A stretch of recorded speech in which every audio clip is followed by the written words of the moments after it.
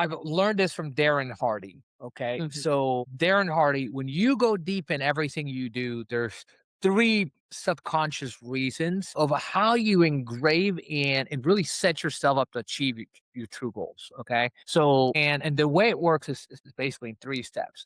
Really, first is really figuring out why you're doing what you're doing, which is purpose. Right. Then second is improving your process, right? And which is basically excellence, right? It's improving your process every single day so that when you work with clients or work with investors or partner with people that your process is better. And lastly, what's been and this is true for me as well, because I resonate with a lot of his leadership, right?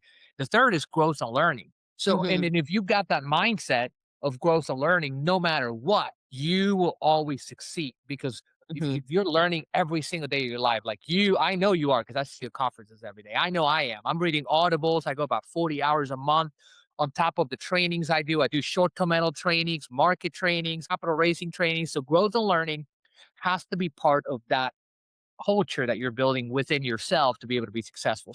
I would say that that's one of the biggest takeaways. Every time someone asks me that question, I've got to go that route. And I feel that from the bottom of my heart myself because I'm living it every day. But I would say that some people have misconception that short-term rentals are riskier. In a sense, they're not going to be your multifamily assets. They're not going to be your very stable. They're going to be in it's a seasonal business. But the difference between a seasonal and a volatile business is the seasonality is predictable while mhm, volatility isn't, right? So the mhm, misconception is every real estate investment is risky, but short-term rentals is not in that upper risky. And then the reason mhm, why they think of the reason why they think it's risky is because of XYZ. One being the regulations and the zoning, right? And there are ways to mitigate that. The other one being a seasonal business. The other one being maybe a business where you're buying a real estate, you're adding capex. So I'll come up if you're going to ask that question, I'll come up with